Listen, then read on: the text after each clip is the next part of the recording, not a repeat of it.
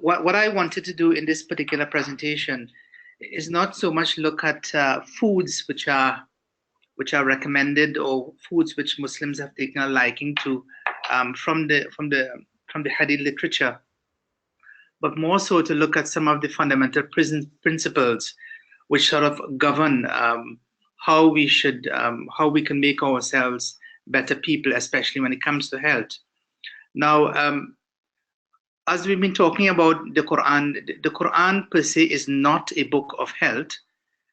It is not a book of science. It is not a book of history. It is not a book of geography. It is primarily a book of guidance. But having said that, the Quran does convey for us, and does contain guidelines with regards to health, regards to history and science and everything else. But these are just guidelines, and it is for us to be able to utilize these guidelines in our everyday living. So if we were to consider the human being, we would see that the human being is comprised of many organs, and primarily the body. But the body on itself, cannot function per se without things that go through. And this is, and we can use the example of an iPhone, which you can see there on your screen. An iPhone is an amazing creation. It has so many different functions, and everybody seems to want to have one of it because it's amongst the best. But having said that, if the iPhone, as good as it is not charged, then it can never really function, and it will just be a beautiful thing that is there. And in a similar way, there has to be something that is flowing through us to be able to function. And we can, and for want of a better word, we can use that as the soul, as that which gives life, so that the human being is not just comprised of the physical body, but more also of the mind and of a soul. And these are the other components which the Quran talks about. The Quran, when it talks about, when it uses terms, it does not just refer to physical terms. It uses the term, for instance, qalb. And many of you are familiar with this term qalb, or the term fu'ad, or the term lub. And these are all terms in the Quran which refers to the heart. But it's not just the physical heart the Quran is referring to. When the Quran uses the term qalb, it is referring in a sense to the locus or the center of one's personality, something from within, something that controls everything that happens to us and that we do in our lives. And so too, when the Quran uses other terms like fu'ad and lub, it's talking about the center, the core of some of our intelligent feelings, of our mind, of that which makes us do what we do.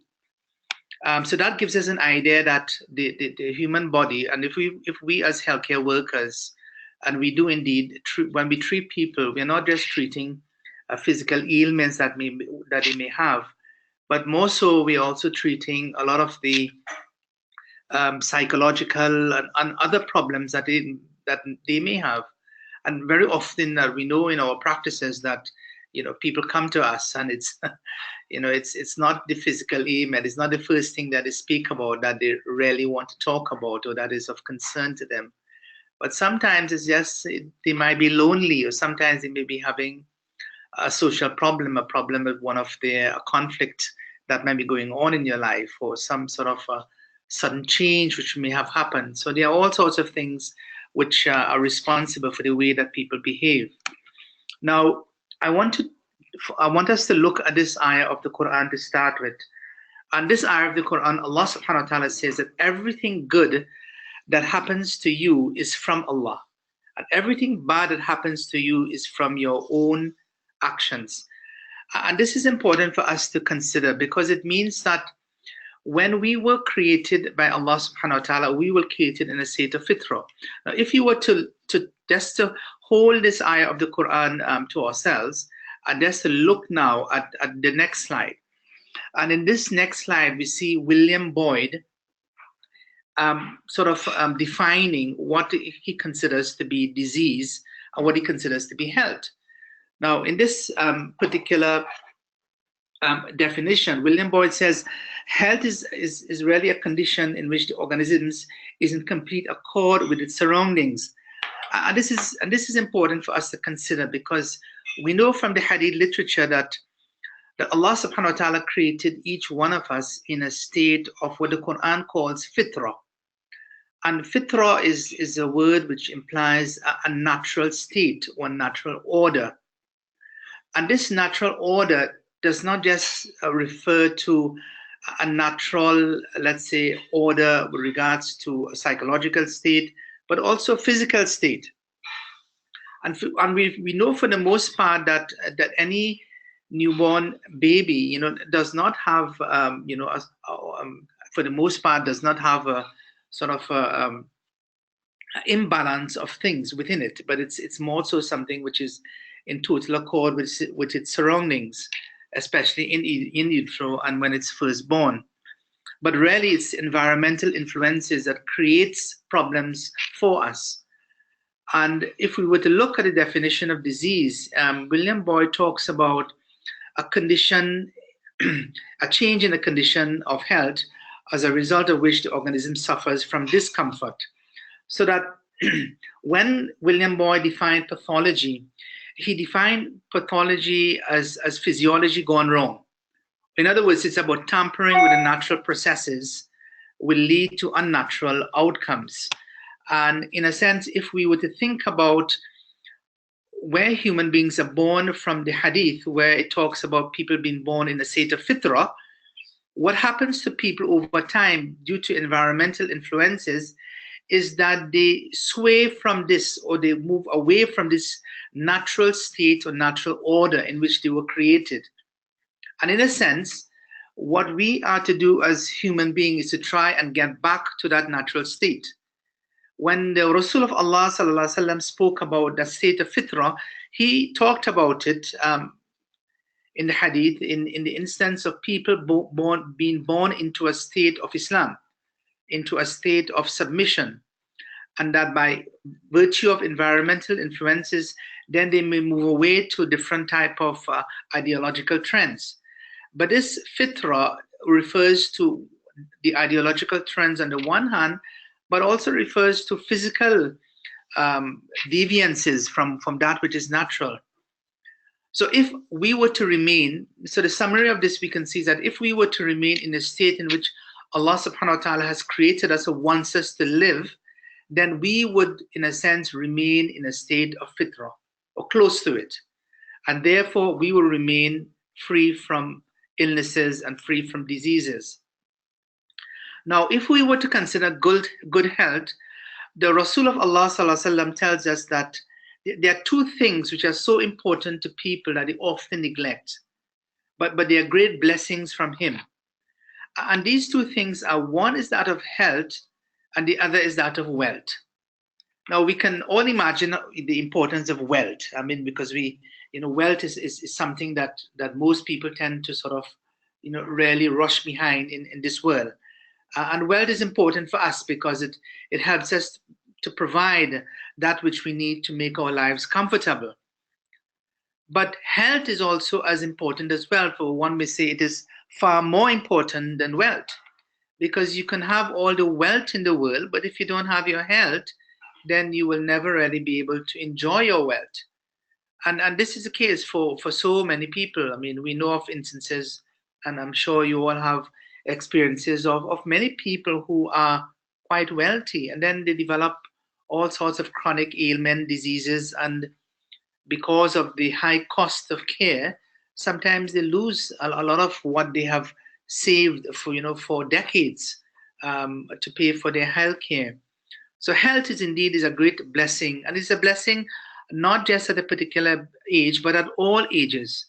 And it is something that really we need to be sharing with not just people who are elderly when we talk about health, but people of all ages. Because if you don't preserve that which you have at a young age, then it's very unlikely that you will be able to maintain that, suddenly change into a form of discipline that will enable you to live a healthy lifestyle when you become older. So it must be preserved and utilized appropriately. And part of this is that, there is often a saying that you are what you eat. In other words, what you take in is really reflective of what you are now. And when people look at themselves and they look at perhaps the physical state, that perhaps they might be overweight, or they look at the chronic ailments that affect them. Very often, as healthcare workers, what we treat are really the symptoms rather than treating the real cure, the real underlying reason why these things have happened. And the underlying reason has to be really, a lot of it has to do with what we take in and the lifestyle that we adopt. So we eat to live. And the next statement is that we eat to live, but we do not live to eat. And these are some wise words, which I think if people were to take to heart and really put into their lives, it would make a drastic difference to the way that they develop their dietary habits. So at the end of the day, the state in which you find yourself is really down to you. It's about you. It's about you and what you do for yourselves. And this is what we should be sharing with our patients, inshallah. So as I mentioned, the Quran and Hadith are not nutrition manuals per se, but they do provide a type of guidance which we need to be able to live in a state of good health, inshallah. So I wanted to focus now on that of lifestyle, because lifestyle is so important. And a lot of what we as healthcare workers are asked to do is really to be able to provide guidance on people's lifestyle. Now, if we were to look at the components of a healthy lifestyle, and then you look at the sort of the circle there with the different parts of the pie, it includes that of nutrition, socialization, mental stimulation, spirituality, and exercise. And all of these are important components. And when we think about the guidance which has been provided in the Quran and in the Sunnah, we would certainly know that it addresses all of these different facets of a healthy lifestyle. Now let's turn to nutrition. Now, when we look at nutrition, there are many ayat of the Quran that you know of, and some of them are quoted here on your screen. But the first one is that of where Allah subhanahu wa ta'ala addressed an-nas, that ya ayyuhan nas, that you should eat of what is halal and tayyib on earth. And Sister Shanaz did mention this particular ayah of the Quran when we started. But what I would like to draw your attention to is the two words. One is that of halal and one is that of tayyib. Now, if you think about the typical Muslim family, and if we sort of narrow down to Muslim families, we realize that there is a great concerted effort of people, wherever they find themselves, even in remote locations, to ensure that when they eat, especially that of meat, they ensure that it is halal. So sometimes people may travel long distances, hundreds of miles, to be able to buy and purchase their meat, and then to return home, keep it in large storage facilities so that they can consume something which they consider to be halal, zabiha, meat. And this is all well and good. But when it comes to thinking about that which you have purchased in terms of being something which is tayyib, which is good, is something we don't pay as much attention to. But when you look at this ayah of the Quran, Allah subhanahu wa ta'ala is talking about two different aspects of things that we should be looking out for. Not just something which fulfills the legal regulations per se, but also something which is wholesome, something which is good. When we purchase our meat, do we consider where it has come from? Do we consider what type of, how the animals were fed, how the animals were treated, what type of antibiotics were used in for the growth and development to ensure that the animals remain free from disease? These are all things that the amount of steroids which have been used. These are all things that will not just affect the animal, will affect us, because we will be consumers of that particular type of meat. When we go to the halal butcher, do you really look carefully, at the state of the shops, and how they are, the type of hygiene levels which exist within the shop, or is it simply about looking at the sign which exists, whether it's a halal meat shop? Is that what it's all about? And I'm sure that the vast majority of our caterers within the Muslim community, they strive their best. But we need to be extra careful as careful as we are when it comes to ensuring that what we eat is zabiha. We also need to be careful about the type of food that we eat, whether or not it's wholesome, it's good. And now there is a trend towards ensuring that what we eat is organic. And organic means that it is something which is wholesome, it is something which is free of chemicals. It is the best type of food to eat. And it is something for us to start thinking about investing, and it may cost a little bit more, but investing into it so that what we have will help us, inshallah, to be able to live long, prosperous, healthy lives. Because it will, and these things do catch up with us with time. We may be young and we may not feel effects of some of these things, but with time, it will have an effect. Now, the next principle which the Quran speaks about when it regards to nutrition is that of moderation. And when we look at the Quran, for instance, in Surah Al-Baqarah, Allah subhanahu wa ta'ala in verse 143 talks about and describes the Muslim community or the Muslim ummah as ummatul wasata, that it is the middle nation. In other words, it is the balanced nation. And a balanced nation is one which does not go to any form of extreme. Balance even in terms of being a nation which is materialistic, as opposed to a nation which is just monastic. In other words, just concerned about their own personal worship and spirituality, and forgetting about the social obligations of the wider society. And this is what the Quran leads. And if we were to zero down on that, we would note that the Quran also speaks about moderation. And moderation has to do about moderation in all things. Not just moderation in terms of what we eat, but moderations even in how we live our lives, whether how much we indulge in materialistic things, and also how much we indulge in spiritual things. For instance, there is a wonderful hadith and a lesson for us to learn when three companions came to the Prophet of Allah sallallahu alaihi wasallam, and and prior to that they had been to see the Prophet's wife Aisha, and they had inquired from her about how the Prophet lived his life. And she told him that he was, heavily engaged during the course of the day in sharing the message of Islam, teaching others, seeking and ensuring the needs of the Muslim community and of the wider communities were met, meeting delegations that were coming from different parts of the Arabian Peninsula to meet him and to learn more about him and to engage into treaties with him.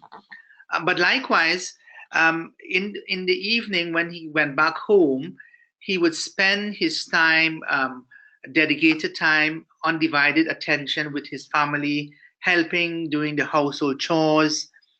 And in the night, he would spend extended periods of time, and in fact, the vast majority of it engaged in worship, getting up at the wee hours of the morning to perform Salatul Tahajjud on the night prayer. So you can see that he lived a full life. He lived a life, in a sense, which was entirely dedicated to worship in all its different facets.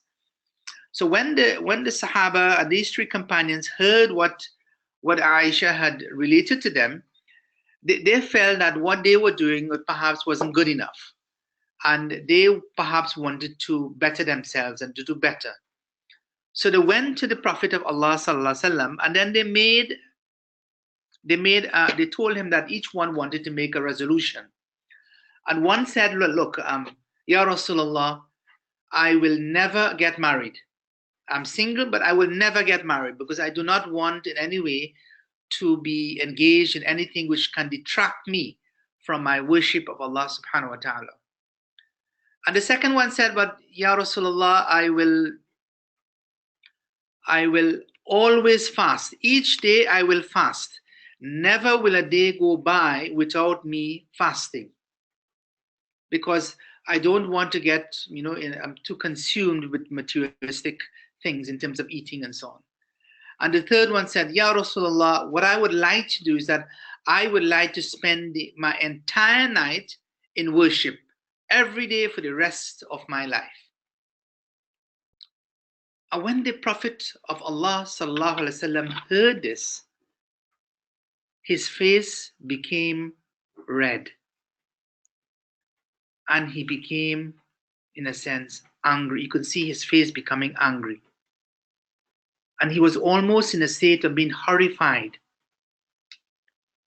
And then he realized that the answers that he were about to give to these three companions was something which was not limited to them, but was something which had to be shared with the rest and the wider community, that he should make a stand and explain exactly what Islam was.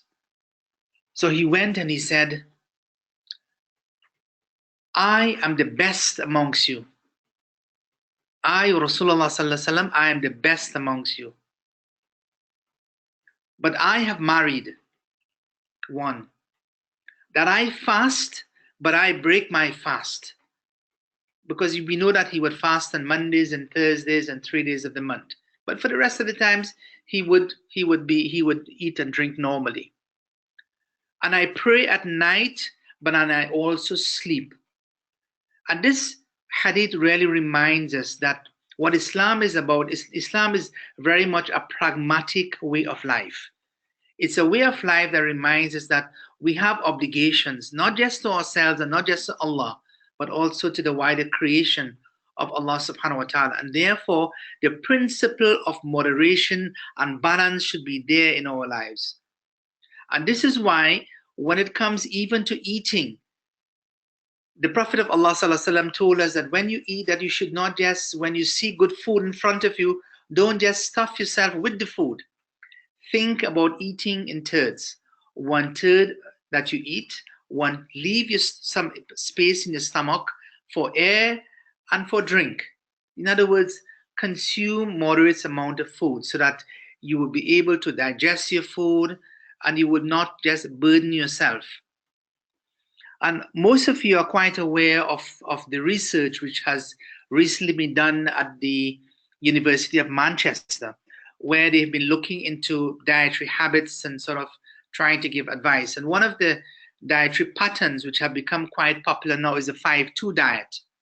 And the 5-2 diet is one where you eat for what you want. In other words, you eat, more or less your normal diet for 5 days of the week, and then you send your body to starvation in a sense for a moderate amount. In other words, you lessen your caloric intake for 2 days. And if you think about it, this is very much consistent with the hadith of Rasul sallallahu alaihi wasallam, where he tells us that, where he advised that we should fast if we can on Mondays and Thursdays. And even when the researchers were asked what days should you fast, they also said Mondays and Thursdays, trying to link it with the advice shared by the Rasul of Allah sallallahu alaihi wasallam. And then the other thing I wanted to draw your attention to in terms of what we eat is that for some reason there is a infatuation of consuming meat by Muslims, almost as if eating meat is part of our faith, that if we don't eat meat, then we are not really true Muslims. And indeed, there are some circles, there are some people, and I have been told on several occasions, if I ask for a vegetarian dish and people look at me in a strange way and say, sure, you're really Muslim, you don't want meat, why don't you want meat? And so meat is something that we crave for, and we almost insist that it be part of our staple food on most meals.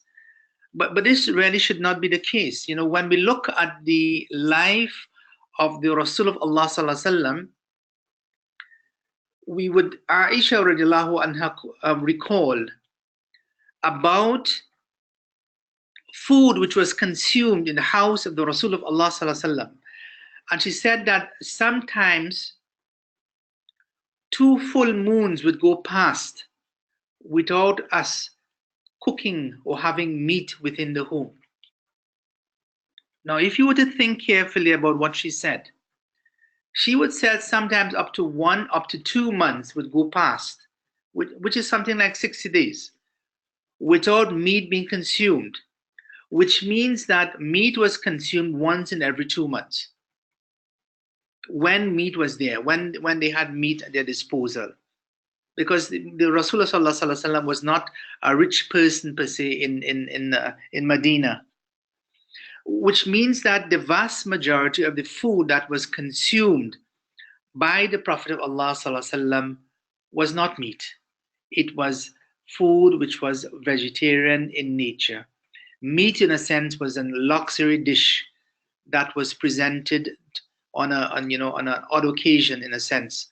And this is something for us to bear in mind, because I know meat is widespread. We all have it on our at our homes, and it's easy for us to think about. But maybe we should start thinking about, as we consume meat, try to see if we can lessen the amount that we consume, and teach our children to be able to learn to like and have vegetables. Because if we don't teach them now, they will develop the habit in which, once you present vegetables in front of them, ground provisions in front of them, they would ask, where is the meat? Or they may not want to consume it. Or they may want to consume some sort of refined product from the supermarkets, like cereals and so forth. Whereas the natural food that is available to us, they would not gain a liking to it. So this is something I wanted to emphasize. And then the Quran emphasizes so much the usage of fruits as part of our diet. And I'm not going to go into the importance of fruits. I think we all know about the importance of fruits, inshallah. Now, the next important aspect of our lifestyle is that of our socialization. And we know that when it comes to socialization is a very important component of the health of each one of us and of our patients. Whether you are young or whether you're old, socialization is so important. And therefore making friends firstly with yourself, getting people to like themselves. So many young people and teens go through the phase now in their lives when they are unable to like themselves. They feel as though nobody likes them. They don't like themselves. They don't like themselves as such. So loving yourself is a key to a healthy, happy lifestyle. Tender loving care is what we often tell our patients. Now, I'm going to go quickly into the next one, which is that of mental stimulation. And this is really about our psychological state. And it's important for us to be able to have a vision which inspires. And when we think about our lives as Muslims, we realize that all of us became Muslims when we declared the kalima, and we said the words, La ilaha illallah Muhammadan Rasulullah. And these words, these simple words, what it did for us is that it created for us a worldview, the way that we see the world, the way that we see, and it helps us find a meaning and a purpose for our lives. It told us that we are people who don't just live life randomly, that our life, that there is a greatest purpose and meaning to our lives. And the Quran tells us that this meaning and purpose is that Allah created us to be custodians of the world, to be caretakers of His on the earth. In other words, He empowered us to become people who would take care of His creation. And He also told us that Inni ja'ilun fil ardi khalifa, that He has created us to be able to worship Him. So worship becomes another important aspect of our connection and reason why we are here in this world. Now, all of this helps that gives us a vision. And the vision that we have and that we develop is a vision for us to be able to work towards earning the pleasure of Allah and in so doing to be able to gain a greater reward, a sense of happiness, happiness both in this world and happiness in the next world. We all are striving towards the gardens of paradise. And this is also reflected as well in the dua that we recite.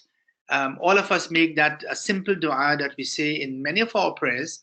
رَبَّنَا آتِنَا فِي الدُّنْيَا حَسَنَةً وَفِي الْآخِرَةِ حَسَنَةً وَقِنَا عَذَابَ النَّارِ, which simply means that our Lord, our sustainer, رَبَّنَا آتِنَا فِي الدُّنْيا حَسَنَةً, so grant us the good of this world. In other words, we want the good things of this world, the best that is there in this world, and the good things of the life to come, and save us from the punishment of the fire. So this becomes, in a sense, sets ourselves a mission. Our mission is to make our lives the best in this world and the best in the next world, which means that if you want something which is good in this world and something which is good in the next world, you have to create a sense of balance in your lives, not wanting one at the expense of the other, but trying to do things in such a way that you can gain benefit from both at the same time. So we need, in a sense, by mental stimulation, we can power up our minds and our bodies. And for us to be able to do this as Muslims, we can learn to connect with Allah subhanahu wa ta'ala. And the most important way in which we connect is the way of our prayer. Prayer is a means, is an opportunity for us to be able to gain that one-to-one connection with Allah on a regular basis. In fact, we can do so at any time. And even beyond prayer, we have a powerful tool which Allah has given us, and that is the tool of dua, where we can actually make a supplication to Allah. And there is a quotation there which is on your screen, which tells us that in minds crammed with thoughts, organs clogged with toxins, and bodies stiffened with neglect, there is just no space for anything else. And that is exactly what has become of many people today, that they have become so bogged down with so many different things. And more so now with the presence and in our lives of technology, that very often technology has taken over our lives. Many people have developed such addictions to their smartphones and to their computers. A few decades ago, we were talking about addiction to television, and addiction to movies, and addiction to different type of things. Well, now that addiction has become something which is far worse, in addiction to our smartphones. And this addiction, unfortunately, has permeated and made its way through all our homes. And there are very few people who have not fallen prey to this form of addiction, to the point that in many homes, if you think about what an average or typical dinner table looks like, the dinner table is not just comprised of plates and spoons and forks and beautiful dishes all laid out for the family to eat. But also you would find an array of electrical cords, smartphones, iPads, computers, and all different types of gadgets present there. And whereas the family might be thinking they're having a meal together, really everyone is more engaged in their own technology. So mental stimulation is something that is important in that it helps us to be able to manage our stress. And stress is one of the biggest things which is affecting healthcare workers. The vast majority of healthcare workers, as we know from statistics, who take time off away from work, it is because of stress. Stress leads to so many physical ailments. So there needs to be a direct link with mental, and there is indeed a direct link between mental and physical disease. And we can see this in the way that many patients, they recover from illnesses. If they are strong-willed and strong-minded, they tend to do far better than people who are, who have a weak will or who have all sorts of other mental concerns. So diseases of the soul are more dangerous and more numerous than those of the body, as has been said. Now, I wanted in this next slide to look carefully at the 5 pillars of our faith, Because I think the 5 pillars of our faith are those that really helps to put health into perspective. Now, for most people, unfortunately, most Muslims, when we consider the 5 pillars of Islam, we often consider them to be rituals, forms of worship that deals exclusively with spirituality. But we don't see the broader raison d'etre, why Allah subhanahu wa ta'ala has provided these for us. When we look carefully, and I've just talked about the first pillar of our faith, which is a declaration of our faith, in the words of the kalima, which helps us to have a good mental outlook of life, gives us purpose and meaning to our lives. And then we look at the prayer, and the prayer does so much more for us than simply being able to do something 5 times per day to fulfill a requirement or tenet that we have been asked to do by Allah subhanahu wa ta'ala.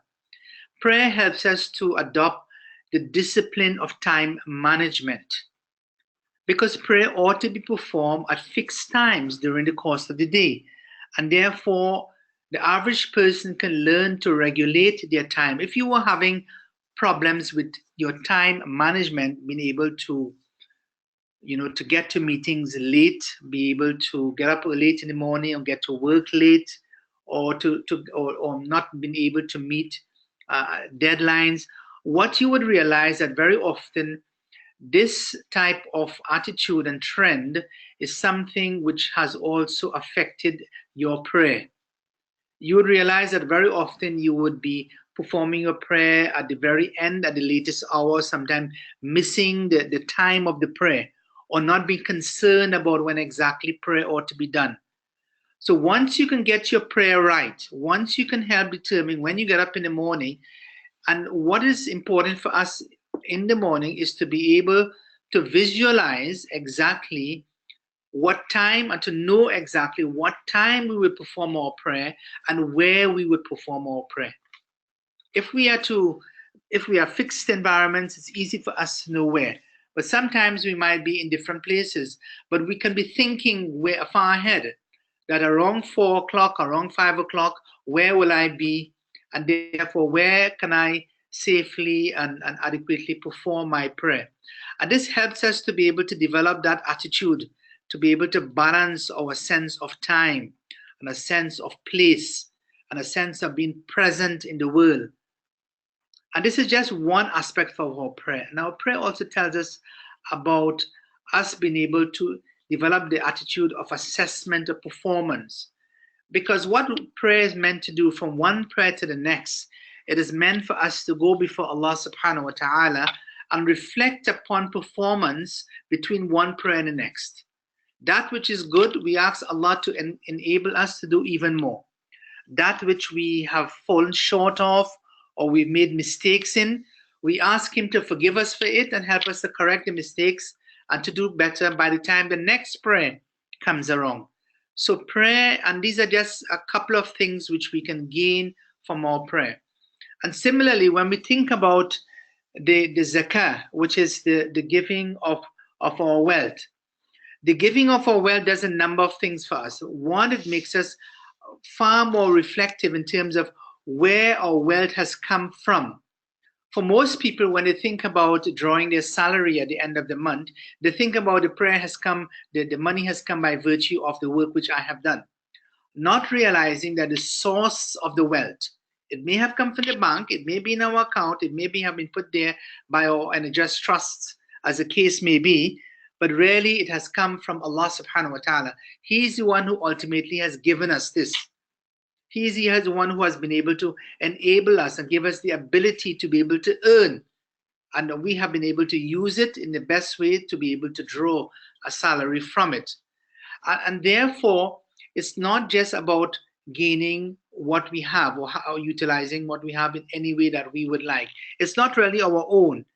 It's really something which has been entrusted to us by Allah. And therefore, what Allah subhanahu wa ta'ala is most concerned about is not just the 2.5% which you will give to Him, at the end of the year of your savings.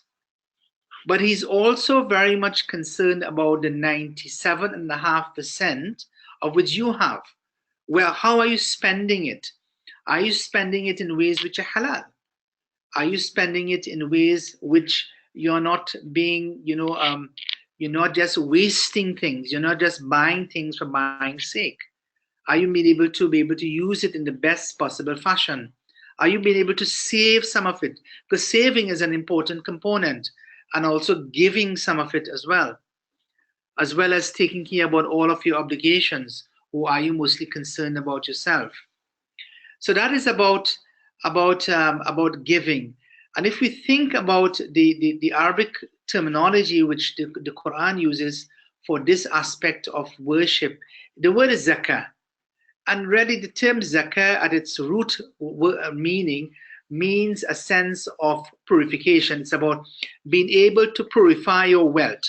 Because in its accumulation, you may have made so many errors or so many mistakes. So you want to be able to ensure that the wealth that which you have is something which is pure that you have. And if it is that it is, in a sense, mixed with anything which is impure, you want it to be purified. The same way that you want to eat the best of your food, which is pure, you want to be able to spend the best of what you have in your wealth of that which is pure. So zakah helps to purify our wealth. And then we have the Ramadan, and which offers us an opportunity to be able to manage our dietary habits, to manage our sleep patterns, to manage and the rest of our lives and our worship in the best possible fashion.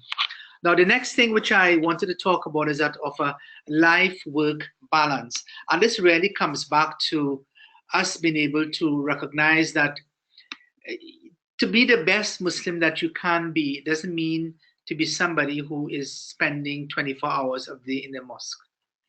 The type of Muslim that we ought to be striving to be is the one who is best in all different endeavors that he may be engaged in. Being the most productive at work, being the most productive in the home, being the most productive with our children and with our families, being the most productive in our worship of Allah subhanahu wa ta'ala, being productive in our own growth and our own development and our own learning of our faith and our own learning and progression in our careers. These are all different facets of our lives, and also being productive in our social obligations to those around us. And this is not something which is easy. It is easier said than done. And so creating that life work balance is something that we will often go off course with. But we need to be able to have that vision in our mind, that this is what we really want, is to come back on that tightrope, to be able to remain in a state of balance. And then the last thing in this regard is that of connecting with Allah subhanahu wa ta'ala, and seeking a connection with Allah subhanahu wa ta'ala, and realizing the spirituality in everything that we do. Even the spirituality when we go to the garden, the spirituality when we go to Tesco, the spirituality when we take a walk, in the countryside. We need to start being able to connect. The ayat of the Qur'an that the Qur'an speaks about is not just found in the words of the Qur'an. They are not just there in the 6,200 plus verses which are there in the Qur'an.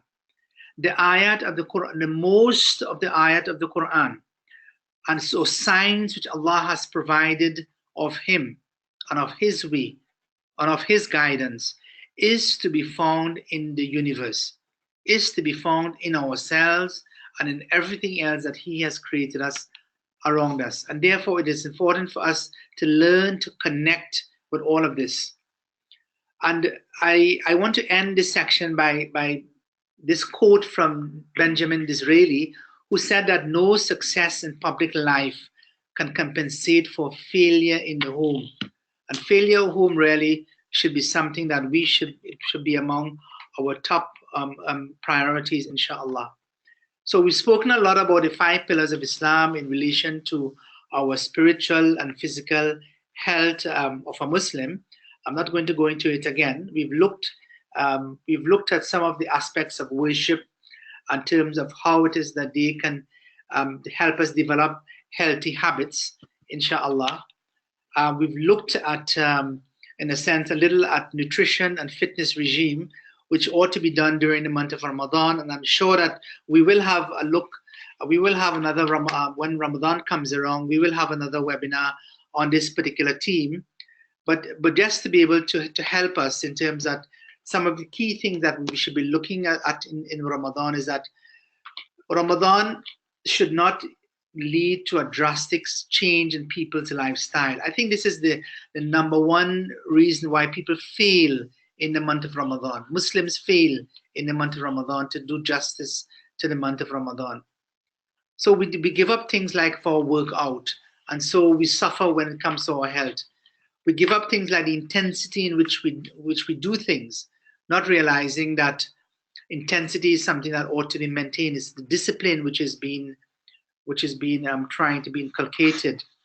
And just to share with you a simple go back into history and to think about the practice of fasting which existed prior to the Prophet of Allah ﷺ becoming a messenger.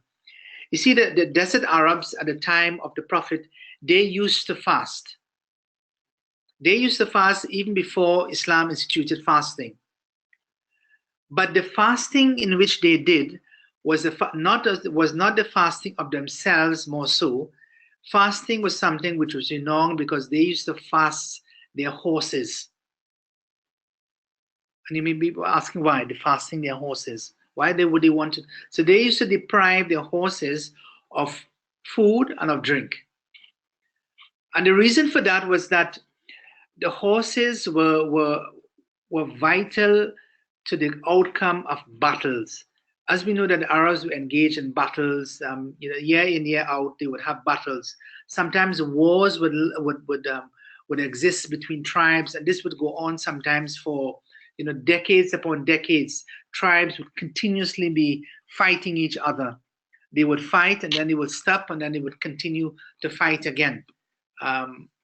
But the reason for starving their horses was to be able to build the stamina of the horses, so that in the thick of the battle, when they are deprived of food and of drink, of thirst, over the intense heat of intense midday heat in the desert, they would be able to perform. That was the reason why they used to fast their horses. So in a sense, it's a lesson to be learned there. It's about trying to be able to do things in such a way that we can learn to be able to do without certain things. So it should not affect our intensity. And also we should check the protein intake. One of the amazing things about the month of Ramadan, and which really is a staggering statistics, is the sheer quantity of meat which is consumed by Muslims during the month of Ramadan. We are meant to be fasting to give to others, to those who are less, who don't have as much as ourselves, but really we end up consuming far more than we would do for the entire year. So the amount of food that we consume almost for the entire 11 months is almost equivalent to the amount of food that we consume in just that 1 month. Monitoring our carbohydrate intake and to hydrate ourselves at most times. So a lot of people sort of forget about the importance of water, and overeating, we all know about that. So exercise is also a very important component of our health and of our healthy lifestyle, and fitness as part of our life. One of the things that we would see, and for those of you who've studied the seerah or the life history of the Prophet, not just studying what they said, but studying their physical state. One of the remarkable things about them is their heightened state of physical fitness. They were all physically fit. I have not come across hadith of Rasul Sallallahu Alaihi Wasallam which talks about an obese person. They may well be, I'm sure they were, but the vast majority of them were people who were physically fit. They were people who were physically fit because we know that they were, because the vast majority of them were engaged in battles. And you couldn't be in a battle if it is that you were in a state where you couldn't manage. So they were physically fit. And we know that there's a direct correlation with diseases. So those who think they have not time for bodily exercise will sooner or later have to find time for illness. Edward Stanley said that. So just coming to an end now, there is an ayah of the Qur'an here I wanted to quote when Allah subhanahu wa ta'ala talks about test. وَلَنَبْلُوَنَّكُمْ بِشَيْءٍ مِّنَ الْخَوْفِ وَالْجُوعِ وَنَقْصٍ مِّنَ الْأَمْوَالِ وَالْأَنفُسِ وَالثَّمَرَاتِ وَبَشِّرِ الصَّابِرِينَ. And that we will surely test you with something of fear and of need and loss of wealth and health and harvest, and give glad tidings to the patient, which means that there may well be a time when Allah may test us and take away some of what we have in terms of our wealth and our health. But to be able to help ourselves, we need to be able to make best use of our wealth and to be able to have a heightened awareness of our health and be able to maintain that discipline in our lives. And that will hold us well for the future, inshallah. And I would like to end with this dua for health. And this dua for health, Allah subhanahu wa ta'ala tells us that the Rasul of Allah sallallahu alaihi wasallam has advised us to make this supplication as regularly and as much as we can and say, Allahumma aafini fi badani, Allahumma aafini fi sam'i, Allahumma aafini fi basari, la ilaha illa ant. That, oh Allah, make my body healthy, make my hearing healthy, make my eyesight healthy. There is no God but you. So with this, Qulu qawli hadha astaghfirullah, I end this short presentation, and now we'll open the floor for questions and comments. I'm sure that you may have your own comments that you would like to make, inshallah. Oh, Jazakallah, Dr. Riza. So is that the end of the presentation, Dr. Riza? Oh, well, that was a really informative presentation. So if everybody could have their questions ready, you can either raise your hand and I'll unmute you, or you could just type the questions. So if you can get ready for your questions, I'm sure you must have lots of questions for Dr. Riza. He's very learned and he's told us a lot about health guidelines from the Qur'an and Sunnah. So Dr. Riza, in summary, would you say that it's about looking after yourself and you're responsible for looking after your own health? Absolutely, absolutely. Yeah, I mean, put it better. It's important to trust in Allah, but you know, they say tie your camel as well. So yes, if we tie our camels and look after ourselves, take responsibility for our own health. And eating well, I like the way that you tie that in with the halal and haram, because a lot of foods nowadays, even the government is recognizing that there are food on the supermarket shelves and you know it's full of sugar, preservatives, and people are going back to organic foods. They'd rather pay more sometimes for organic foods, knowing where the foods come from, knowing how the animal's being killed. Sometimes people are becoming vegan even, you know, because they just can't trust the meat. So you've tied that in very well. Is there anything you'd like to comment about the food? No, I think I've mentioned most of it, but I think it would be good to hear from others who are listening, because I'm sure that they also would want to make some comments based upon their own personal experiences. Nobody so far, Bill. So we'll just wait for you to make any comments there. And also that 5-2 diet is very popular these days. And I noticed as well that's what else is becoming very popular is this high intensity interval training. It's kind of exercise. Have you heard of that? Yes. And that's maybe there's an analogy there with the eating as well, where you can eat for 5 days, is it? And then you fast for 2 days. Whereas in the high intensity training, which is good for fitness, you do a lot of exercise for 30 seconds or 60 seconds, and then you walk for a minute. And you just do that for 10 minutes, and that burns off a lot of fat. But I think if we look at the one recommendation in this regard is where the Prophet, peace be upon him, spoke about the best type of action which can be performed by a person is one which is small in its amount, but it is something which is continuous. Yes. And I think if we think about it, even when it comes to exercise, It's not just about doing intense exercise once a week to make up for the other 6 days or for an extended period, but more so it's about trying to do something, a small amount, even if it's a few minutes, but making it a regular pattern or in our lives continuously. So if we take 10 minutes per day, 10 minutes per day is far better than trying to do 60 minutes on a weekend. And I think that is far better way to go about things rather than to, want to do a lot at once and then nothing for for extended periods after. And that being small and regular. I mean, perhaps the prayer, when you do your prayers, especially when you get older, your joints do. You wake up in the morning, you get out of bed, your joints are really aching and stiff. But when you do your prayer, you're losing lots of different movements. You're touching the ground. Your head's going down. You're flexing all your different joints. So that, in a way, is a kind of exercise on a small, regular basis, which you wouldn't otherwise do if you didn't do prayers in that form. Yes, certainly. So just the fact that we do that, maybe that not just the spiritual aspect of the prayer, but the physical aspect of the prayer is good for us, and it's on a regular basis. Can I just mention as well that, did you mention a wuzu and cleanliness? Because nowadays, when you go into a hospital, even a GP surgery, they have that little thing on the wall and you clean your hands with it, to... I think there's a sense of, there was a time when, people didn't realize the importance of washing their hands. Simple thing like washing their hands, before doing things. And this is, and it has taken a long time for people, especially in this part of the world, to be able to learn the importance of doing that.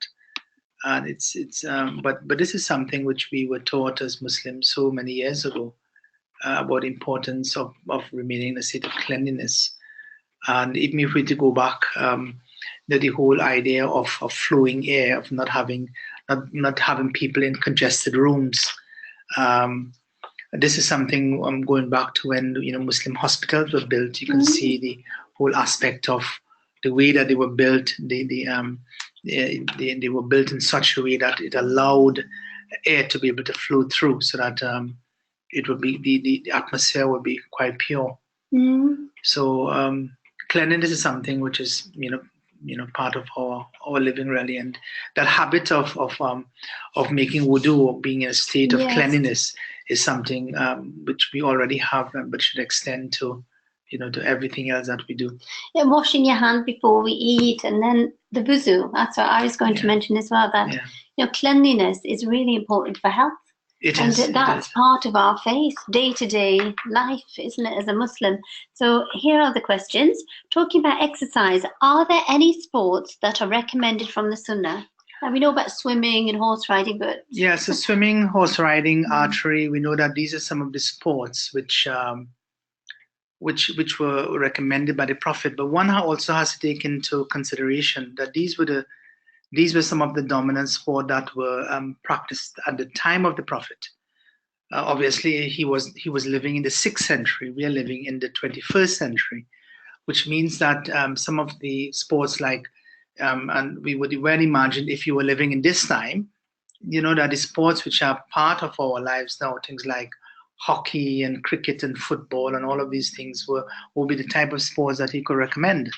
So I think on the whole, by talking about archery and swimming and horse riding, what he was trying to do was to be able to highlight the importance of physical sports on the whole, to be able to make people physically active.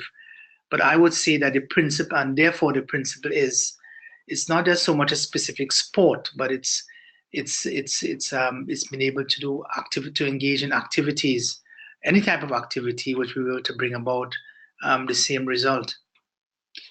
Another question, thank you, Dr. Riza, is what's the Islamic viewpoint on becoming vegan or vegetarian on the basis of concerns regarding the purity of meat? Right. So if somebody wants to become a vegetarian, there's absolutely nothing wrong with that. In fact, it's something to be welcome if you feel strongly about, for instance, source of meat. Where the slight difference would lie, and this would be, you need to be concerned about is if somebody says that they say meat is not good to eat, or meat is, I do not believe that people, or meat is that God has not ordained meat to be consumed, then they are taking something which Allah has made halal and making it haram. And this is out. But for somebody taking the personal decision to want to live a vegan lifestyle, to ensure that their food is of the best quality, then there's absolutely nothing wrong to develop that type of lifestyle. Right, very good. And now we've got hands being raised, so we're going to unmute you now. So, can you hear us? Assalamu alaikum. Oh, assalamu alaikum. Walaikum assalam. So what's your question for Dr. Riza today? So I have this question. I don't know if it's still within the, the pathway of this lecture. Like, what's his, opinion about spirit vinegar, cider vinegar, because it's like a major component in a lot of food items like ketchup, even sandwiches nowadays. So I tried like finding out if it's actually halal, but there are like, contradictions in finding. So I would like to hear his opinion about that. Thank you. So your question is about vinegar, yeah, like malt vinegar, and sometimes it says apple vinegar, and sometimes spirit vinegar. White, is it called wine vinegar or something? And the ingredient? Yeah, spirit vinegar. So I want to know if it's halal to consume, because like when I read about the process of manufacturing it, sometimes it's alcohol being processed and all that. Dr. Riza, do you know about vinegar? I'm not that familiar with the things in the kitchen too much. Oh, you shouldn't say that, Dr. Riza. I can make my egg and chicken, but I'm sure you're a very good cook and you're but very helpful in the kitchen. But I would say that I think one has to look at things. Now sometimes it might say vinegar, but it's not necessarily be something which is, because what the Qur'an talks about is khamar, is about intoxicants, and there are many things which have been transformed from one state into another. So I think to be able to give a better answer to this would be to be able to, maybe something we can look at another webinar, to be able to look at some of these specific foods. Like halal and haram. Yeah, halal and haram like foods. gelatine. Sometimes yeah, things like that. Things like gelatin and but I don't want to be able to give an answer because I'm really unsure about the exact product. I think you have to go product by product to be able to know exactly what is the Islamic position. Right. Thank you very much. Oh, Jazakallah. Thank you so much for asking the question. So is being vegan not against the Sunnah? This is the question. Of course, being vegan is not against the Sunnah, as I mentioned. The idea of if you believe that people should not consume meat, or for instance, even if you're a vegan and the odd time you had a craving for a piece of meat, then that is perfectly fine. If you want the vast majority of the food that you want to eat are vegetarian in nature, then by all means. But believing that one should not consume any meat is certainly something which is un-Islamic and is not within the principles of our faith, because Allah has clearly declared it to be something which is lawful. But if you want to adopt a personal lifestyle of being a vegetarian, or by all means, it is up to you. Yes, it's a personal choice. It's a personal choice. Yes, you could go to your perhaps. So everyone has their own shake sometimes that they go to. Islam doesn't tell you what to eat and what to drink. Islam tells you about certain things which are not good to not allowed to be consumed, which alcohol, but everything else. The principle of halal haram is such that everything is halal unless it has been specifically prohibited, as opposed to everything has been made haram until it has been allowed. So one needs to be careful about this. This is the principle. So what you eat, is dependent upon you. Whether you like rice or roti, the Quran is not going to tell you to eat rice, don't eat roti. The Quran is going to say, eat what you want, which is good. It is wholesome, eat it. Whether it's vegetarian, whether it's not vegetarian. But to declare something which the Quran has declared halal, or to tell somebody that you should not eat meat is wrong. Or to tell somebody you should not only eat vegetables is wrong. It's like dress code, I suppose. You know, there's no set dress code. Different countries wear different clothes, and you can wear what you like as long as you covered up in a and particular if you look at Islam as it has traversed to different parts of the world, it has encountered and amalgamated itself with different types of cultures. And in many cultures, the staple food in people's plate is not, has nothing to do with meat. It has to do more with, because animals are not, a scarcity.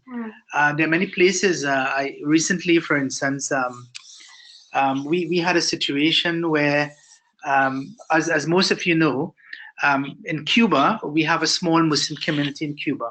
So in Cuba, we have 3,000 Muslims who live in Cuba. And in Bahamas, for instance, we have approximately 2,000 Muslims who live on Bahamas. Now, in Cuba, we had a situation last Eid al-Adha where the vast majority of Muslims in Cuba are poor people. They are poor, but they have lots of animals on the island. So they are animals, but they are poor, so they can't do Qurbani, even though that they have animals. The people in the Bahamas, they are proportionately much better off. They want to do Qurbani, but there are no animals on their islands. They have a scarcity of animals to be able to be slaughtered. So what we arranged is that we gave the Muslims from Bahamas, gave them money to the Muslims of Cuba to do the Qurbani for them. So in that way, those in Bahamas, they were able to do the Qurbani, and those in Cuba who were poor, they became the recipients of the Qurbani because they have the animals to be sacrificed there. So it all depends upon the situation where you find yourself. Now, somebody's mentioned that, Jazakallah Muhammad Rashid, spirit vinegar is in many sandwiches and bread, so perhaps we should look into spirit vinegar. It's in many sandwiches and bread. I didn't even know that. Did you, Dr. Riza?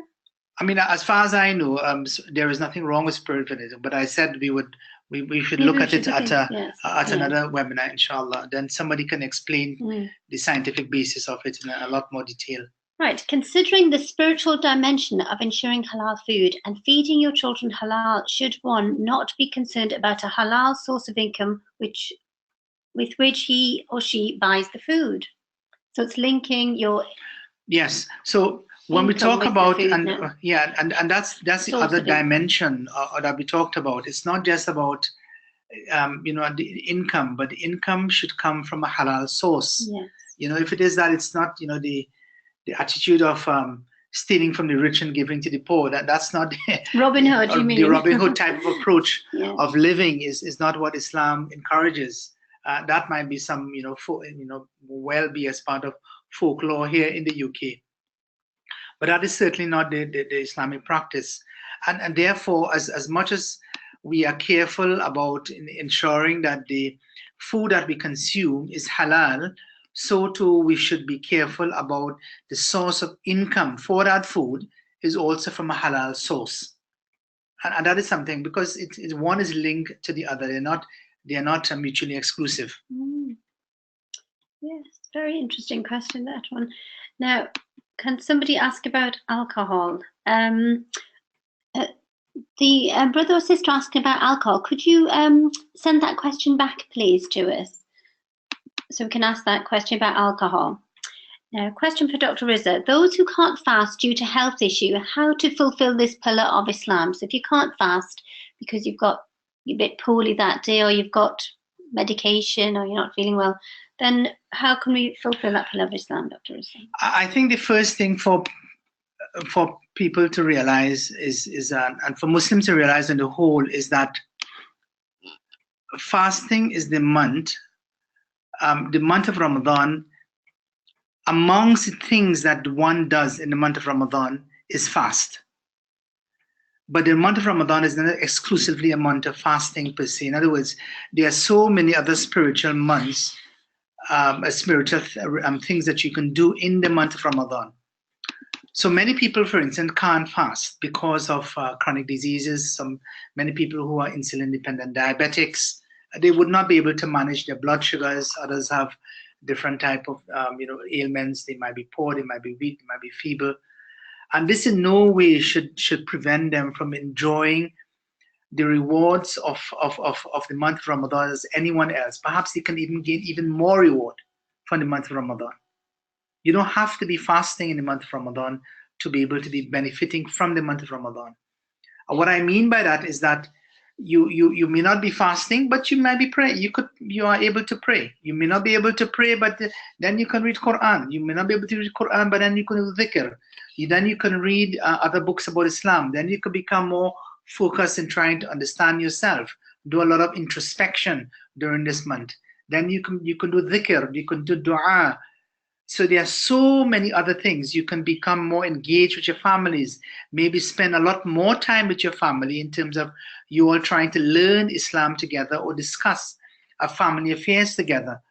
All of these are benefits which can be accrued during the month of Ramadan.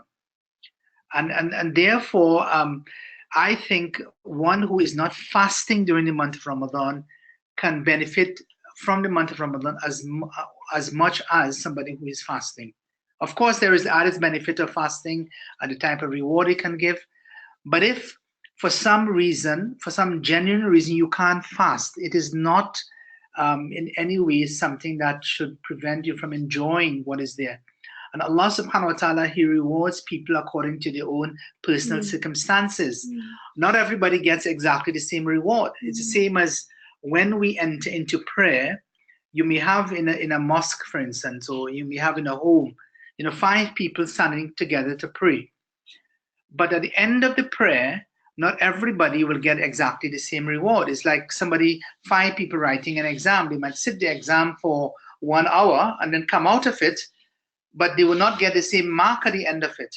It all depends on what they brought to it, how much they studied for it, how a focus attended they were to the exam paper that was there, how they utilized the time during the course of the exam. So all of that is brought to bear in terms of defining what is the actual mark going to be. In the same way, all of us will go to prayer, but some of us will come out with maybe 1%. Some of us, the prayer may be something that may be more of something which goes against us rather than for us. Some of us, it may be that we get 50% of the reward of the prayer. So it's different according to one person to the next. And that's fair and just, really, isn't it? Allah's merciful, and that's fair and just. You get what you deserve there. Arshad Latif has his hand up, so I'm going to unmute you now. Assalamu alaikum, Arshad Latif. Hello, assalamu alaikum. Arshad Latif? No? Maybe later? Right, let's go back to questions then. So, let's go down. Nasal flu vaccine is halal or haram as it has pig gelatine. Fluenz is a new nasal flu vaccine for children, and it has been made from pig gelatine. Yeah. I think BIMA have covered this before, so. I think we would, all of the things in terms of foods and of medication, things like, for instance, Clexane and other things, and all of these things we can lump together as one seminar and look at foods. And just to clarify. Clarify those things. But I think it would be better that once those questions are answered, they are answered with the appropriate research that comes with it. Because it's to answer some of the questions is not a straightforward yes or no answer. Yes, that's right. Yeah, that's right. Yeah. I mean, there is an alternative to the pork gelatine flu vaccine that you can get. You can have an injectable one which has nothing to do with gelatine. But maybe you're right. We should bring that together. That would be a very interesting seminar. Now, It's an established fact there are more halal meat being sold in the UK market than is produced, and often the chain of production to consumer is not verifiable with the same rigor as for kosher, for example. Should that be a justification for preference of kosher over what is labelled? Sometimes I've wondered about that, whether we should be eating kosher meat rather than our own halal meat, which has been halal certified, but we really don't know whether the animal has been treated well, or we don't really know, do we? I think, and I agree. I think sometimes you have other sources of meat which they are far more rigorous in terms of defining the source, and it's sometimes, you know, because the standards are much higher, unfortunately. But I think the solution to the problem really is to be able to go back to the source and really to begin a program of education of our slaughterhouses and the source of our animals. And I think the halal food authorities, which are being established throughout the UK, are trying to do a good job in terms of trying to help us verify the type of and provide the type of information and that we require. And more of us should look to try and support such ventures, really, because I think in the long run, that's where the standard setting will come from, inshallah.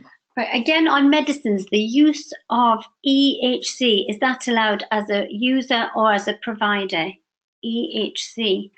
I'm not sure what EHC is. Right, Imran Nazir asked that. So I'm going to unmute Imran Nazir. There we go. Hello, Assalamu alaikum. Imran Nazir, are you there? Yes. Oh, Assalamu alaikum. Can you tell us about EMC, please? No, it's emergency hormonal contraception. Oh, emergency hormonal contraception. I was wondering what. I do apologize. Oh, no, not at all. Yes. So, would you like to say your question yourself to Dr. Riza? No, it's just to say, is it allowed, first of all, as a user and maybe as a provider of it as well, as a health professional? I think issues. It's an ethical. So that's an ethical issue. Conception, or which so that comes into the realm of conception and fertilization. Fertilization, yes. And I think that's a whole topic on its own. Right. Okay. Apologies. I thought. What we would do is that we would. I think it's an important issue, but I think it probably will take a full hour to be able to go. No problem. So I think what we would do, I think it's a good idea, because what we would like from you is to get an idea, and for all of you who are here for this webinar, is to be able to get an idea of some of the topics that you would consider to be important for us in future webinars. And what we'd like to do is to be able to get some specialists in these particular areas, like the one that you just mentioned. I think it's a critical issue. It's an important one for us to look at, because as healthcare providers, you know, we have to be administering, dispensing some of these things. So that's important. I think the other thing which we see a trend in from the questions which have been asked is about foods on the whole, and not just foods, but also things which have been used as some form of therapeutic agents, whether it be medications or other things. So that's something that would be another seminar, I would imagine, or it may take more than one seminar to cover those. So those are at least 3 seminars I can see. Are there other? And if I can ask this question to everyone, you can either type or you can tell us. But are there some of the other? What other areas do you think that you think that we utilize this forum of webinars for? Shall we come back to that later, and they can send us an email to the BIMA website? That'd be really good, and I'll take note of that. So now I'm going to Arshad Latif. Jazakallah for your question now. I'm going to go to Imran Arshad Latif now, and I'm going to unmute you now, Arshad Latif. So can you tell us your question for Dr. Riza, please? No? Hello? Oh, Arshad Latif is still not there. Not to worry, sorry about that. So now we'll go back to the questions. Here you go, Dr. Riza. You got lots of questions, yes. Right. So that's that one. emergency contraceptive. Oh, again on medicines, we've got that one. Oh, smoking. Is smoking haram? If so, where is the clear Quranic evidence to render it haram? So is it Right. haram or is it So just, if the Quran offers us general principles. In other words, anything that you take that is detrimental to your health is something in itself which is haram. So this is the Quranic principle. Now, what one has to do is that as over time, for instance, if you think about the typical cigars, cigarettes, electronic cigarettes and all these kind of things which exist today, did not exist at the time of the Rasul of Allah Sallallahu Alaihi Wasallam. But what is quite clear is that the body of evidence which has looked into smoking and its effects on the human body and on those who are passive smokers, it is quite clear that it is detrimental to people's health. And therefore, as a consequence of that, it can be, most of the scholars in the world today have categorically stated that this is something which is not allowed. The smoke is not something which should be or to be encouraged. Now, some people hide behind things like, oh, it's not haram, but it is makruh or it is disliked. But this is just trying to bypass something which is clear, something which is quite clear against one health. So if you were looking to find in the Quran a verse that says that, oh, you who believe smoking is haram, you will not see it. But if you're looking to look at general principles which are there in the Quran, you will clearly see that anything which is detrimental to your health falls within the remit of that which is not allowed. Right. Patients often ask about gelatin in capsules, vaccines, and alcohol in cough syrups. What are your thoughts, please? And are the slides going to be available for everybody? Yes, the slides will be available for everybody. We will circulate those through the BIMA website and email system, inshallah. But in terms of, again, all of these things about capsules and so on. Alcohol in cough syrups. We will get somebody who's an expert in this particular field, because I think it is best to do justice to a topic, rather than give piecemeal answers. Yeah, I mean, there's no yes/no answer, is there, for that? Because the purpose of this first webinar was to sort of give a broad overview in terms of broad guidelines, broad principles which we can draw from the Quran and Hadith, that we can apply to different type of problems and situations that we encounter. Some of the specifics of what you would like to know about for your own situation, we would give and lend enough time in future webinars for those, inshallah. Now, this is an interesting one about health guidance. What's this Islam's point of view on vaccinations? So sometimes we are advised to have certain vaccines, even for children, but sometimes there's that link. I mean, there was that link with certain vaccines, autism. I don't think it was a proven link, but sometimes... It wasn't a proven, and I think those are proven link, but I think anything which can help promote people to be able to maintain themselves in a better state of free of disease is something which ought to be encouraged. And whereas the Quran or Sunnah does not give, but the Quran encourages us to be able to remain in a state of good health. That's what the Quran does, and it's up to. And if we have clear guidance and evidence to show that things are good for us, then these things should be encouraged. And it is a shame, really, that in some Muslim countries that vaccination programs are not allowed in certain clans and villages and so on, and, which is quite sad.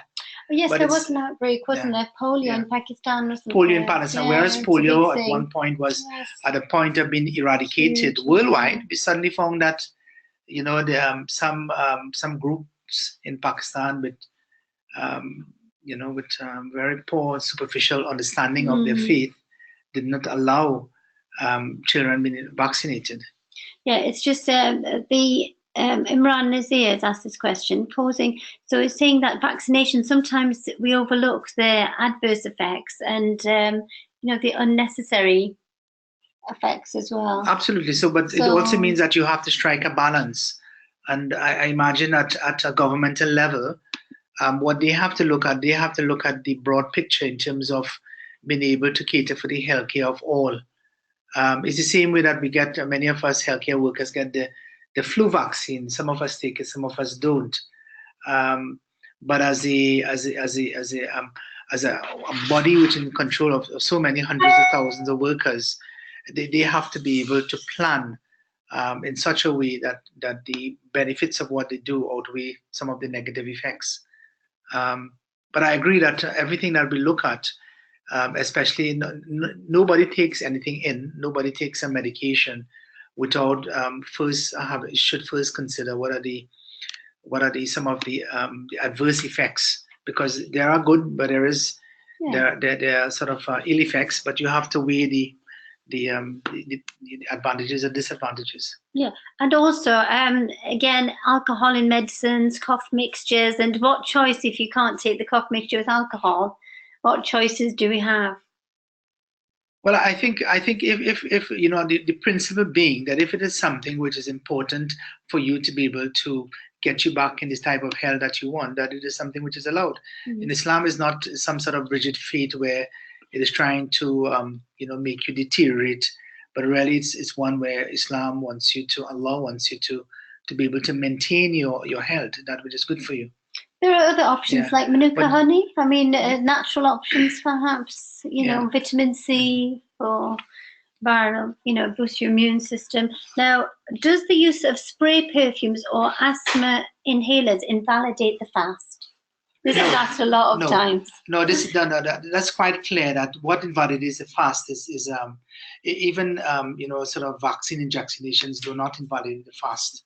What invalidates the fast is that if it is that you were to take in nutrition, for instance, by a vaccine or inoculation, that would invalidate the fast. But if it is that you're asthmatic or if you have any form of chronic obstructive airway diseases, those things, taking inhalers and so on. You need those actually. Those are important for you, but they don't invalidate your fast. Yes, that's good to know. Now here, gelatine again. Gelatine's a big one. Gelatine in medicines. Is this gelatine changed chemically? So no original animal-based gelatin left, and it's all synthetic. Would it be allowed? So it's just the DNA strands of I think this is where we will bring the research. But a lot of research are pointing to the fact that we just can't look at gelatin because the gelatin that was there in the original source has been totally transformed and it is totally something different. So whereas it may have the same name and you can identify the source, but a product in front of you now is something which is totally different. It has no bearing to the original, the entity.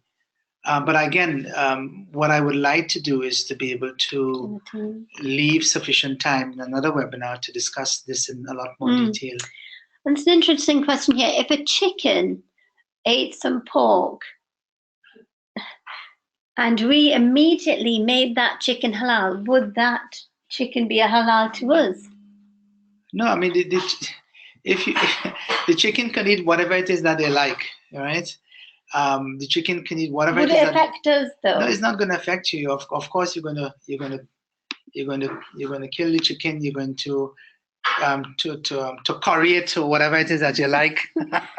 But that is not going to make it in any way something which is different.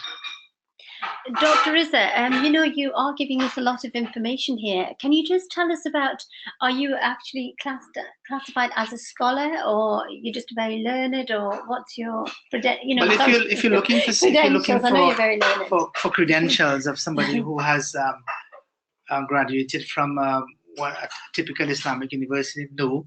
But I have had the opportunity over many decades to study with many scholars from all over the world. So much. So would you classify yourself as a scholar, or would you say you're very learned I would teacher? say that I'm a student of Islam. Yes. I wouldn't classify myself as a scholar. Yeah. Is there any medical evidence to support the practice of cupping from the Sunnah? Cupping. I think there's some hadith. I think that's a subject on its own. I think one of the last BIMA seminars, cupping was looked at. But I think there's a lot of evidence to show now that many of the hadith related to cupping are weak or fabricated. But I would suggest that that be covered in another webinar. Is there a link between autism and vaccination? I'm not sure. I'm not sure. I haven't come across any clear, well-researched evidence to suggest that there is a link between autism and vaccination. No. Diet of meat. Diet of meat. How much meat did the Prophet, peace be upon him, how much did he eat? He did tell us he. What I said is that meat was not a staple food on his, as in his home on a regular basis, simply because they were poor, they didn't have much meat available to them, which meant that the vast majority of the things that they ate were non-meat products. But this does not in any way stop us from eating meat. But it also reminds us that we should not live our lives around meat, but learn to eat as much, have much more of a variety in terms of our diet. And there is so much more than meat, to be able to sustain us. Shall we unmute Arshad Latif again? He's got his hands up, and see if he's back. Arshad Latif, hello, assalamu alaikum. Assalamu alaikum wa rahmatullah. Can you hear me now?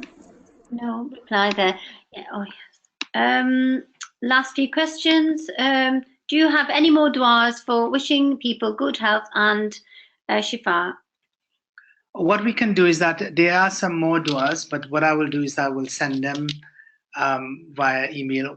Could you send them? Yes, that would really help. And then we can share them around.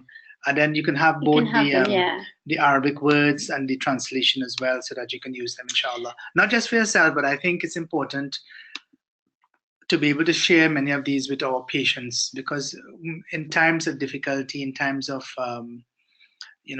sickness and disease, people do often ask for that extra help, and these can be quite comforting to them. Right. We have another question here. Hello, assalamu alaikum. Is it Umtul? Yeah, wa alaikum assalam wa rahmatullahi wa barakatuh. Yeah, Jazakumullah khair. It was a mashallah very informative, excellent webinar. And I've got a question, like, as a busy professionals, it's really very difficult to keep on the top of your exercise, fitness, and plus healthy, balanced diet. What you have told, and from your experience, what would you say to a message to busy healthcare professionals, what to do and how to keep on the top of the things? Everybody have got some tips in their hands, like from their experience of the lives, inshallah. So just tell us some tips, inshallah.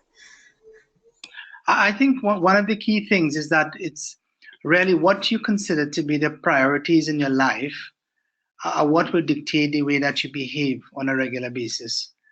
And for instance, if you think spending quality family time is something which is important to you and should be amongst the most urgent and important things to do on a, let's say, on a daily basis, then the way to do it is to be able to dedicate that period of time. I remember I was speaking to one person just a couple of days ago, and he was telling me that in their home, they made a conscious decision that dinner would always be eaten within the family circle. In other words, even if they have to delay dinner, if one party is away, as far as possible, they would ensure that both parties met and both husband and wife met, and they would have dinner together, even though it meant that they had to wait, maybe 9, 10 o'clock at night, as the case may be. But I think the principle there was that they felt that to be able to develop that closeness between themselves, that they wanted to make sure that they institute this. And it could be that we say, well, look, maybe breakfast might be the time, because maybe many of us are working late, as the case may be. But I think these are the things that you need to sort of institute in your life. The other thing which can help us is, I know that many of us have to go to work quite early in the morning, but trying to develop early morning, good early morning habits is something which I think can go a long way. Not making sure that when you get up in the morning for your prayer, that the family also gets up, that you can do at least one thing together by praying together. You can have breakfast together, even though it's a small, simple breakfast together. You could do some activity together. And the other thing which I often recommend is studying together. And if it means, doing something, maybe 15, 20 minutes per day as a family, or finding out what each other is doing, or even reading a line of the Qur'an together, it goes a long way in terms of building that spiritual bond between family members. So these are some of our advices. But whatever they are, try and see if it is that you can develop this type of pattern in your life. I know one brother told me that look, he was markedly overweight to the point in which his doctors were questioning how long he would have to live, or he can potentially suffer from a major heart condition. And it really sort of struck him that his life was on the line, and he took up cycling. But now he's found a way that and he has he's a totally different person now. But cycling has become part and parcel of his life. But yet he's still in the mosque, he's still at work, he's still with his family, still does everything else. But then now he realizes that in cycling is a way to be able to maintain something which is important for his health. So whatever it is that we decide upon, let us stick with it, realize how important it is, and I think it will help us to develop that balanced approach, inshallah. Any other questions on top there?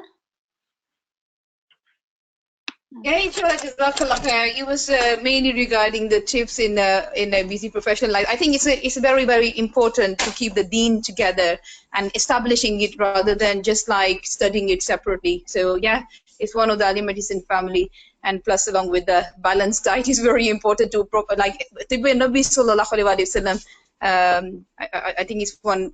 That could be one of our next seminar where we can talk more about the halal and tayyib food and the tips for other people. Yeah, Jazakumullah khair anyway. Assalamu alaikum. Yeah, and it is a challenge, isn't it, for a modern family in the 21st century. We're so busy, like a roller coaster life, where to do things together. It's a big challenge, isn't it? But this is life, isn't it? Full of challenges. So we've got another question here, and then we'll be wrapping up. So quickly send your questions.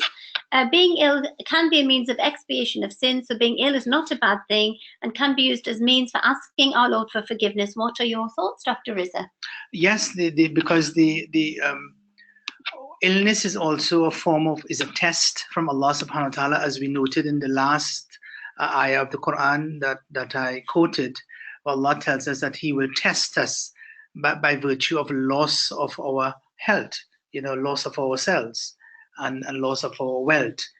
So illness is also a test, disease is a test, and it's the way, what Allah wants from us is to know that the way that we cope with it, the coping mechanisms that we adopt, the approach that we adopt, whether or not we develop loss of hope in Him.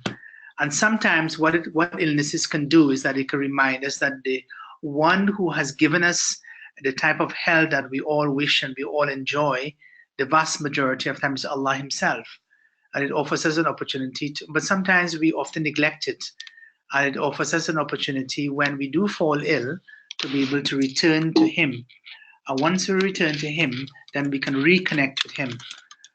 But I want to also guard against the feeling that some people have, in that when they become ill, they feel that God is not happy with them, or He is cursing them, or He is for some ways stigmatizing them, He doesn't like them anymore, things like this. And this is something that people find. They say, well, why it is that God has given me cancer when He hasn't given any others cancer, or hasn't given any other family member of mine the same type of disease.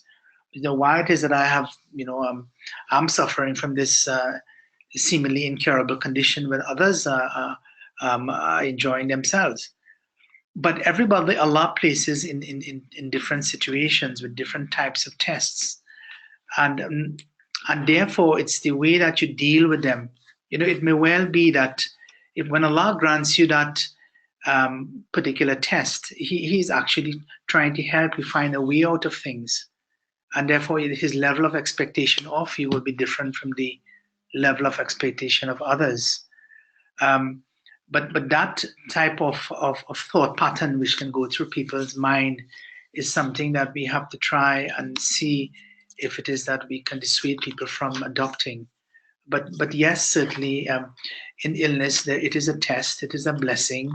The Prophet ﷺ spoke about when people develop high fevers, that it's a form of expiation of your sins. So there is good that comes from everything. Jazakallah, Dr. So it looks as if there are no other questions. So for your last chance for questions now, please. No other questions. Yes, and Jazakallah, Dr. Riza.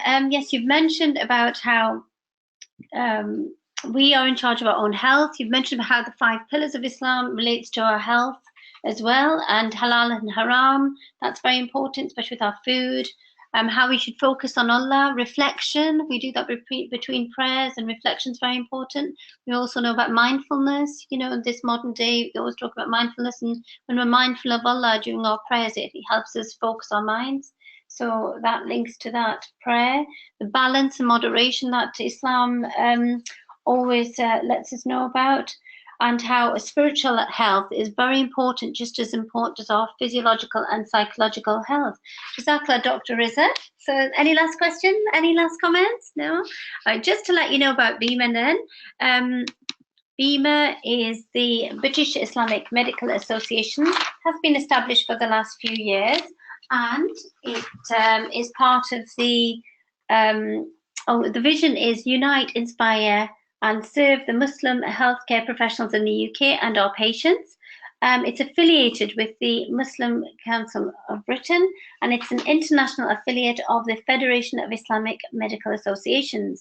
There are 6 programs that BIMA are involved with: the community service, trainees and students, advocacy, Islamic medical history and ethics, and there are several events around the country, professional development. I've just mentioned one of the events, which is on the 30th of September last year, where 70 mosques took place in the Basic Life Support Training Scheme, and over 3,500 people who normally wouldn't have known about how to save a life learned CPR. So I think that's quite an achievement there. Inshallah, next year there'll be more people. Also, there's a women's conference coming up, and that's on March the 18th. And that's in Birmingham. And well done to Glasgow. Just a little shout out there. January the 12th, they had a seminar, Common Childhood Illnesses, in Glasgow, and on the day after that they had another seminar. It was about Islamic civilization and medical sciences, so they've done very well. We've recently had our AGM in December the 17th. That was last year. There was a new president, and that's it. We've got in the Northwest, we've got cancer awareness, health talks, promoting information about how to avoid cancer and how to screen for cancer. A few thank yous here, Dr. Riza, so I'll just mention that. Lots of people have said thank you. But leave it on yours. So, Assalamu alaikum. I hope you have a lovely, blessed day and a lovely month until we meet you again for the next webinar. Assalamu alaikum, everybody. We're going to log off now. So, just leave you some contact information there. Remember that BIMA is free to join, and you can contribute to your community in many different ways. And I hope you do. All right, take care. Assalamu alaikum. Assalamu alaikum from Dr. Riza. Wa alaikum assalam. Wa alaikum assalam.